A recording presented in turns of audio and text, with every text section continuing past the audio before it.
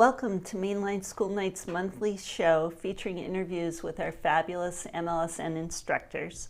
I'm Wendy Greenfield, Executive Director of Mainline School Night, and it's my pleasure to be here again with you today. Mainline School Night is offering 475 classes for the fall and winter semesters, and we just opened up registration. Many of them are in person. We're happy to welcome you back to both Critsberg Center in person and Lower Merion High School, as well as online and new hybrid classes. We're especially excited to welcome our community back to Critsberg and Lower Merion High School in person after a year and a half away. To ensure the safety of our community, we're going to require vaccinations for the fall semester for all our students, instructors, and for our staff as well. We also have many online classes for those of you who aren't vaccinated or who prefer them. Today we'll be talking to two fabulous Mainline School Night instructors from very different disciplines. Our first instructor is Ken Sklar, MLSN instructor for Topics in the News and Great Decisions, and a beloved history professor at Radnor High School for 37 years. Hi, Ken, and welcome. Hi, Wendy. So you have a fascinating background. Why don't you tell us a little about yourself? Well, I love current affairs. I love politics, culture, history, and have a passion for traveling. Fortunately, so do my wife and kids. Mm-hmm. So until a year and a half ago, we traveled regularly, taking a trip or two a year as much as we could. And I just love learning. And as a result, I love teaching. So I was fortunate to find a profession that matched my passion. Mm-hmm. That's great. So how did you become interested in teaching adult classes in politics for Mainline School Night? Well, I retired from Radnor High School in 2012, but I really wasn't ready to retire. Mm-hmm. So I looked up Mainline Night School and was prepared to offer a class really based on the same stuff I did at Radnor, mm-hmm. Which is global issues, American politics. And I noticed that there was a course like that already existed. Mm-hmm. So that was disappointing. So I decided to sign up for the course. So for 2 years, I was a member of the class and participated in it. And after that time, I was asked to lead it by the person who started it. And it had been going on probably for about 10 years or so before I came into it. So I sort of fell into it. And it was perfect for me because I got to do what I've always done. It's very, very stimulating. I got to meet new people. And it's been a challenge, which is something that you need in retirement. So it worked out great. Well, that's great. Well, I am just so impressed by the sense of community that exists in your class and how from semester to semester you retain the same students pretty much, and more students sign up. And I think it provides a really important forum for people to learn about today's issues, both in the U.S. and the world today. And I'm equally impressed by the respect that people show one another with differing points of view in our world today that's just so polarized. It's just so refreshing to see that, and I think you really set that example. And I also think it's very helpful that you tee up each class with a little lesson on what the topic is, so it sort of frames the conversation, so it's not just people necessarily just talking about how they feel, although that's important too. Mm-hmm. So this must give you a huge sense of accomplishment, and I wonder if you could talk a little about the community, what goes on in your class. Sure. Well, when I first joined the class, I noticed that there were very bright, very informed, passionate people in the class mm-hmm. that just had a desire to learn new things and to express themselves on things that they already knew a lot about.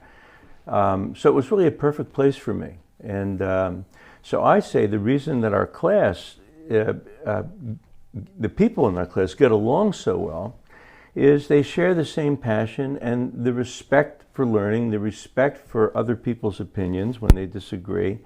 And everyone genuinely likes each other. As a matter of fact, after class, before COVID, we'd go out. A lot of us would go out for breakfast. Now we have a separate Zoom session, as you know, after class, just to hang out because there's a lot of desire for social contact. So it's just a wonderful group of people. And a number of them make contributions. It's not just all me. We have guest presentations from people in the class. We've got doctors, lawyers, economists, you name it in the class. And they all have things to contribute. And we bring in outside speakers as well. So it just works really, really well. That's great. I remember hearing that there was a group of students who had gotten to know each other in your class, and then they decided that they wanted to live in the same building. So they moved into the same building together and can continue the conversation all the time. Yeah. That's taking things to the extreme. It is, right, exactly. So your classes made a successful transition to Zoom. I know it can be challenging, and also you have quite a lot of people in your class. So during the height of the pandemic, you've been on Zoom. So I was wondering how teaching on Zoom has been for you. You know, it's been remarkably well. It wasn't anything we looked forward to, of course, but I can't believe how well it's worked. You know, there are glitches that occur, but your staff has been wonderful in supporting us. So it's been fine, and I think you know we've been able to show videos, we've been able to show PowerPoints, we've been able to have our discussions. The only thing that's missing on Zoom is genuine eye contact, and of course we miss seeing each other in person. But it's worked really well, surprisingly. I'm looking forward to getting back in person, but really no complaints. That's great. So your fall class starting Wednesday, September 29th. Yeah, will be our first hybrid class in which there'll be some students participating at Critsberg in person and other students simultaneously participating from home in Zoom in the same class. And you've been really not just willing, but it seems like eager to embrace this new way of learning and teaching. And I was wondering what about that attracts you? And do you have any worries about it, or how are you feeling about it? Well, I like challenges. I'm sure it's going to be a challenge doing both simultaneously. But, you know, I think we can pull it off. I know it's doable, and we really have to pull it off because half of our people prefer to stay on Zoom. Some of that is due to concerns about health, obviously. Some of the people would drive pretty far. We had someone coming from New Jersey. We have people that come from Center City, although most are from the main line area. So it makes it easier for people. Some people travel, and when they travel, they'd miss class. Now they can do class, they can attend class wherever they are. And it was great for me because I travel and was able to lead classes remotely because of Zoom. I wouldn't have been able to do that before. So it's good to still have Zoom as an option. But for the rest of us, we're really looking forward to seeing each other again live. So I know it's going to be a challenge, but I'm looking forward to it. That's great. That's great. We're looking forward to it too. And I was wondering if you wanted to talk for a minute about Great Decisions, which will be the class that you're offering in the winter semester, I think. Sure. Why don't I first talk about the topics in the news, though, which is starting this fall. That would be great. So, as you know, Wendy, the way our class is divided into 3 trimesters, and each one, well, the first 2, the one that starts in the fall, topics in the news, has an 8-week curriculum, but we continue the class for another 8 weeks.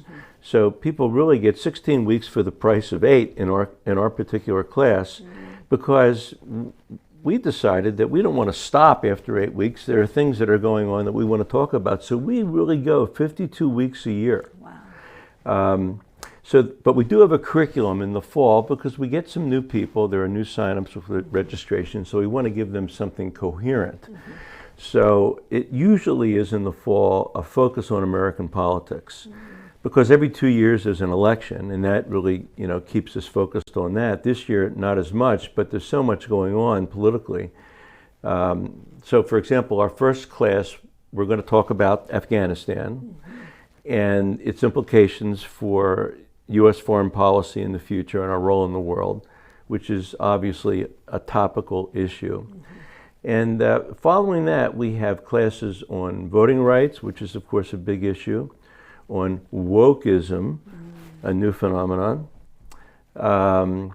What else? The census, there's a lot of controversy surrounding that. We're going to be doing something on climate change. We're going to be assessing Biden's domestic program and how successful it's been. We'll probably wait until the last week to do that to give us, more time to evaluate. And we're going to, and also have a class on privacy, which will get into technology and constitutional rights and all that. So I think it's a great curriculum. Mm-hmm. So we're looking forward to it. Then after that, we go 8 weeks with anything that comes up that we want to talk about, and we have some guest presenters during that time. Mm-hmm. And then in the winter, spring, beginning in the end of February, we do Great Decisions, mm-hmm. which is another 8-week curriculum, which is taken from the Foreign Policy Association, which does a wonderful job, and they have 8 sessions that focus on a different foreign policy issue that is going on in the world. Mm-hmm. And they interview people from the administration, past administrations, think tanks, professional pundits. Mm-hmm. It's really, really well done. And then after that 8 weeks, we continue with whatever it is that we want to do, continuing with some guest presenters as well. And then we have a third trimester, which is our summer session, mm-hmm.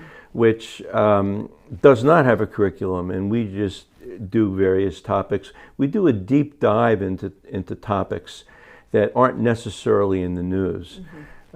Like we're planning one on space mm-hmm. and the new space programs that exist, as well as NASA. We're always doing climate change. I mean, that's something that we do several times a year because things happen.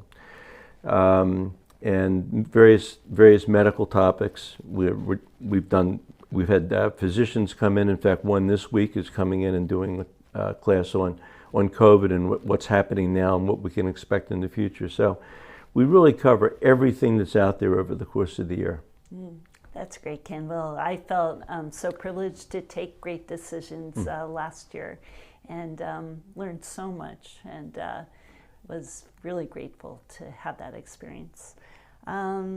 So what's next for you? What's next for me? Well, hopefully some travel. I had to cancel 2 trips because of COVID. And of course, that's really no hardship, given the trauma of COVID. But, looking forward to getting back and doing some international travel. I've done some local travel, mm-hmm. which has been manageable now for maybe the last several months. But I'm looking forward to some international travel. So that's what's in my future, and more of these classes. Yeah. And I do a lot of bike riding. That's great. Fortunately, COVID has not really prevented that at all. And so that's been something I've been able to continue to do. That's great, Ken. So anyway, I want to thank you so much for all that you do for Mainline School Night, for our community, our students. You really provide such a rich experience for people to continue to learn and grow throughout their lives. And I hope to sit in on some of your classes this fall as well. Well, you're always welcome, Wendy. Thank you, Ken. Thank you so much, and thanks for joining us today. My pleasure. And now it's my pleasure to introduce our next guest, Bill Gustafson. Bill is a member of the Mainline School Night Board, a very popular instructor for Mainline School Night, and we're very lucky to have him as a teacher, having recently retired from being the head of Ballingers architect firm. So welcome, Bill. It's good to see you. You have a really fascinating background, and it's very eclectic. So why don't we start off with you telling us a little about yourself? When I started in architecture, I had no idea what it would be like. So it's been a journey of discovery. One thing led to another. Started in school in Michigan, went to graduate school in Boston, and then began practicing in Ohio, both as a teacher and as a practitioner. Each step of the way, something came along that caused my path to change. And so in 1976, coincident with the bicentennial, I had an opportunity to come to Philadelphia to work with Ballingers as chief designer. I accepted the opportunity, picked up my family of 3 children and a wife, and moved to Philadelphia, having never been here before in my life. So it's been a discovery every step of the way, and it continues to be every day. Mm-hmm. That's great. So I was wondering if you could tell us a little about what your experience has been like teaching adults at Mainline School Night, and also how you choose your topics for your classes. The first question you ask is what the experience has been like. So you've taught now 2 classes for us, I think? Yes. And so the first one was about collegiate Gothic architecture. And I was very fortunate to be able to take that class, and it was really fascinating. I found that to be one of the most significant movements in architecture relative to colleges and universities, which is where I was practicing. And as you know, Bryn Mawr College is one of the primary examples here in the region of that style. Mm-hmm. But truthfully, it was a national phenomenon, coast to coast, and we encountered it at many campuses as a requirement to kind of work in that style, even today. Mm. And then your second class, what was that on? That was taking history from the beginning of the 20th century through to the mid-century, a period called mid-century modern. Mm-hmm. So it explored the lives of 4 architects that were noteworthy in that period. Frank Lloyd Wright, which I'm sure most people have heard of, Eero Saarinen, Lou Kahn, a Philadelphia product, and one other one. Okay, well, yeah, that was really fascinating. So, and now you have a new class for the fall, Inspiring Architecture from Mid-Century Modern to the 21st Century. Why don't you tell us a little bit about that class and what excites you about the topic? Yeah, I was fascinated by the fact that back in the Renaissance, someone named Giorgio Vasari wrote a book called The Lives of Artists. And it was the first book that actually studied the artists themselves and wrote about them. Mm-hmm. So I've used that as a kind of format for exploring this period, 1960 to 2000, through the lives of 4 different architects, each one revealing some of the characteristics of the period. I.M. Pei, I think most people have heard of him. James Stirling, a Scottish architect. Sir Norman Foster, another English architect. And then a combination of architects, Richard Rogers and Renzo Piano. Mm-hmm. So would you like me to amplify a little bit about those? Yeah, sure. And why don't you tell me what interested you about these particular architects? So I'm always impressed by the fact that, well, you know so much, and you yourself are such a lifelong learner. Yes. And the fact that you often will read a book or refer me to a book to read, and that might get you thinking about how you'd like to share this with other people. So why don't you tell me a little bit about how you selected maybe some of these. Obviously some are very famous, like Renzo Piano, but yeah, so how did you decide on these? Well, there was a vast array of architects that I could have used, but I picked these because I thought they illustrated the trends of the time. From 1960 to 2000, the field has expanded in terms of the scale of work, so that Norman Foster, as an example, who's recently built the Comcast Center here in Philadelphia, has done work on a world scale. His firm was 1,400 people at its peak. Wow. Which is beyond all comprehension. And he's literally worked in every country in the world.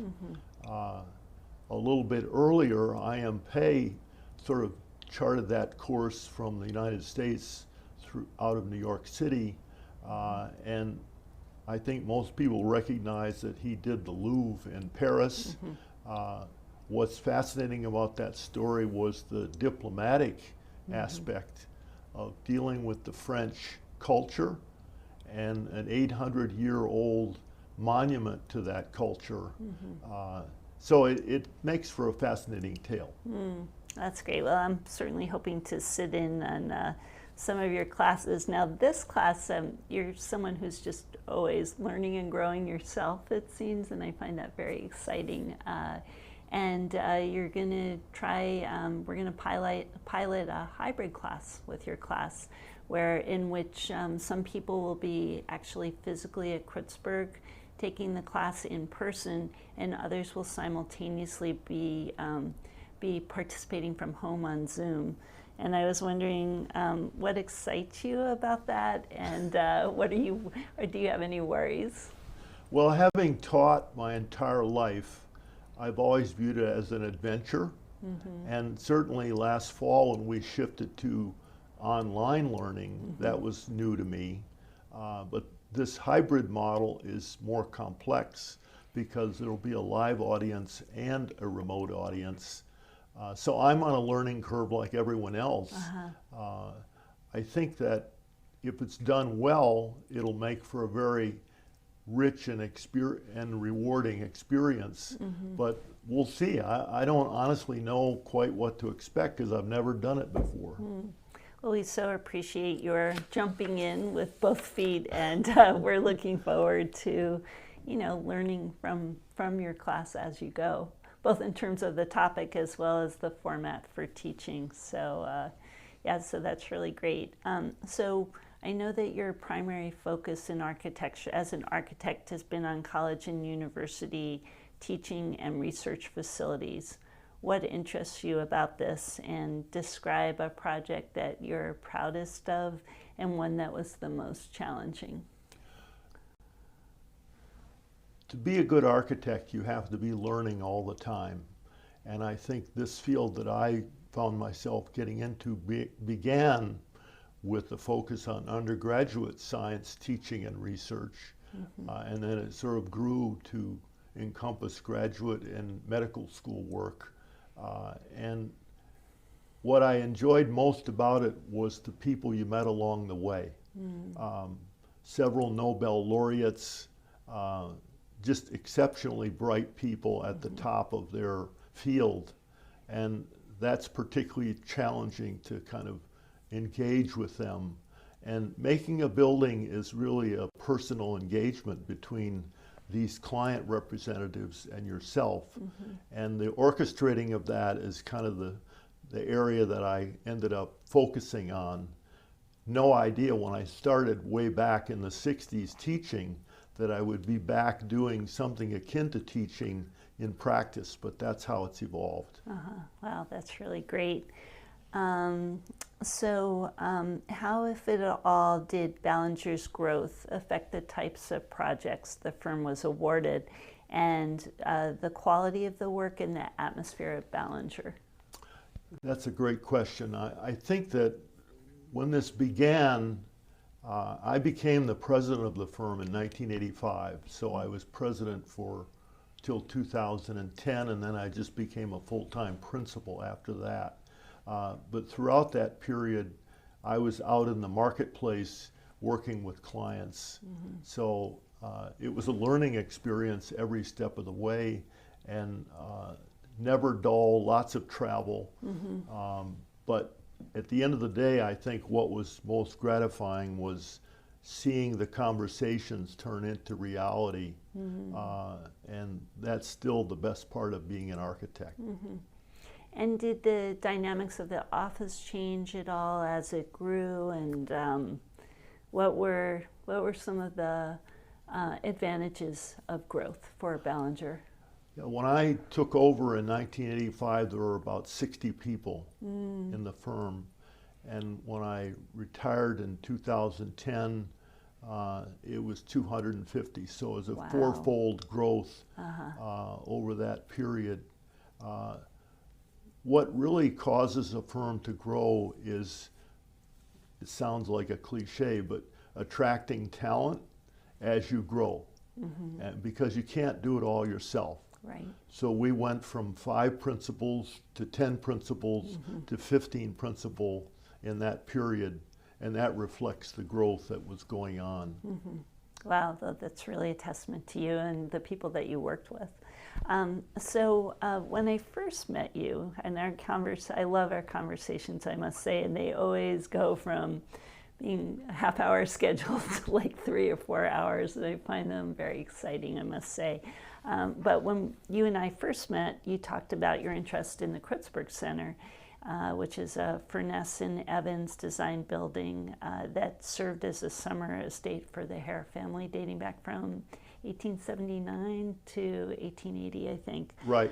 Can you talk a little about the benefits and challenges of housing an adult education school such as Mainline School Night in an old residential mansion?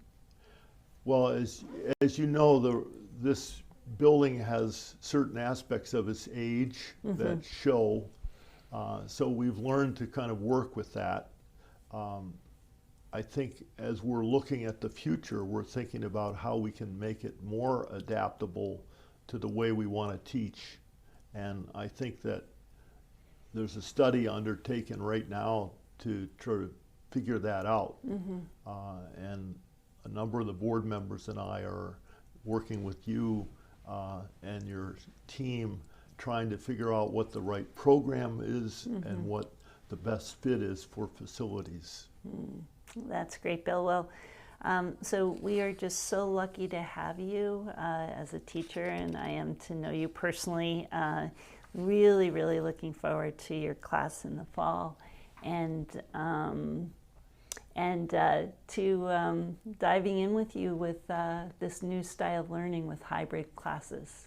So anyway, thank you so much for joining us today. Surely. And I'm looking forward to sitting in on your class. There's still time to register for Mainline School Night fall classes and bus trips as well. We've resumed bus trips to places like New York and DC, and museums, Statue of Liberty, and they sell out quickly. To register, visit us at mainlineschoolnight.org. And it's really wonderful to be here with you today, and I'll look forward to next month's program. Thank you.